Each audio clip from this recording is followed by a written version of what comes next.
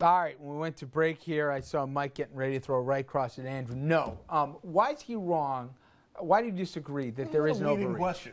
Well, first and foremost, they're lead indicators and lag indicators with surveillance. It's not that if I send an email to someone to make a phone call, they're tapping it right there and doing something with that information. A great example is the catching of the Boston Marathon bombers. Okay, what did it take? It took pictures to be collected and good old-fashioned put those on television and get it out there and just get people to recognize them. Facial recognition software didn't work. No other dots were connected. All that stuff happened way. Okay, but be fair. 5 years ago, we couldn't even do what we do now. 5 years from now, we're going to be able to do this, if not in real time, accelerated.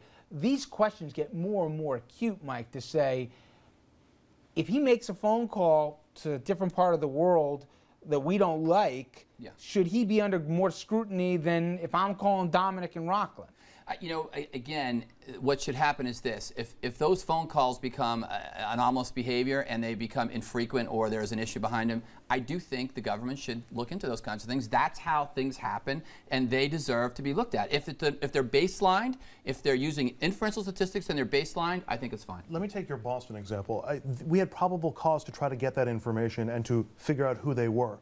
What I would have a problem with is if we investigated their church or their mosque or whatever their religious group was or whatever their, studies group association beforehand, because they were in a likely group. And you know how we find out beforehand, before the attack? You get better intelligence on the people who are more likely to do these things. You infiltrate groups that have reason to be investigated. We put boots on the ground in places like Pakistan or Afghanistan and do foreign intelligence. 30 seconds, Mike. I am for internet security, internet privacy in the whole case, but I'm also willing to give a part of that up and to be more safe and be more secure. The job's harder. It's got to be harder. The good news is the train's already left the station. Yeah, so the debate is, I grant you, a little bit over. Or the bad news. We're going to wrap things up when we return. Sarah.